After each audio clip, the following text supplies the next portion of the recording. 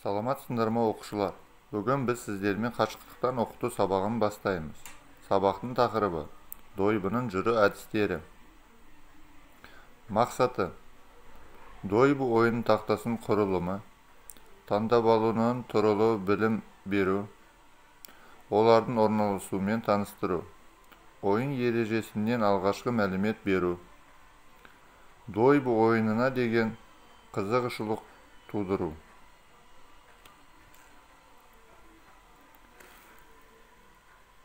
Техника қауіпсіздік ережелері.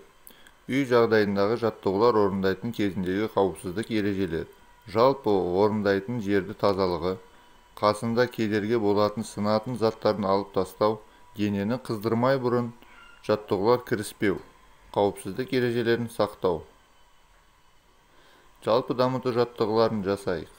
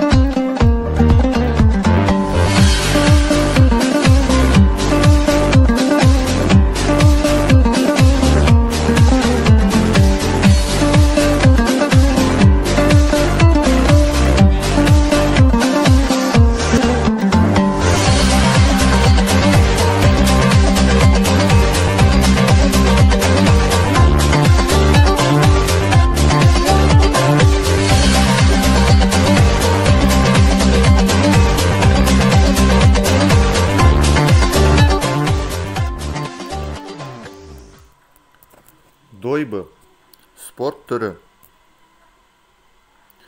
Дойбы 64 шаршыға бөлінген тақтада 12 таспен 2 адам ойнайды. Ойынның мақсаты қарсыласының тастарын түгел жою немесе жүріс жолдарын бөгеп тастау. Дүниежүзілік дойбы федерациясы 1947 жылы құрылған. Оған 30-дан астам ел мүше. Дойбы тақтасы 64 шаршы, 32 ақ, 32 қара түсі бар. Соңғы 3 қара түсті шаршыға тастар қойылады.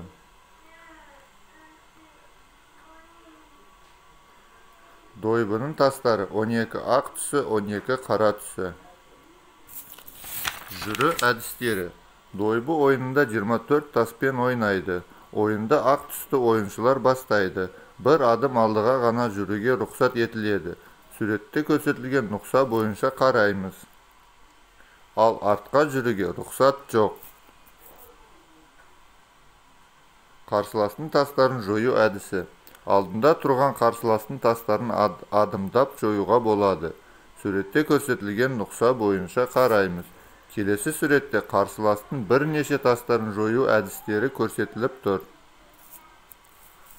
Дамкаға өту. Егер қарсыластың соңғы қатар тізбегіне тасыңыз жетсе, онда дамка атауы болып аталады. Дамка артқа да алдыға да жүре алады. Келесі суретте дамкамен жою әдісі көрсетіліп тұр. Дамка бірнеше шаршымды өтіп, қарсыластың тасын жоюға болады. Үйге тапсырма. Суреттегі балалар. Олар қандай ойын ойнап отыр? Осы ойынды ойнау үшін не керек? Осы ойын қанша шаршыға бөлінген? Осы сұрақтарға жауап беруіңізді сұраймын.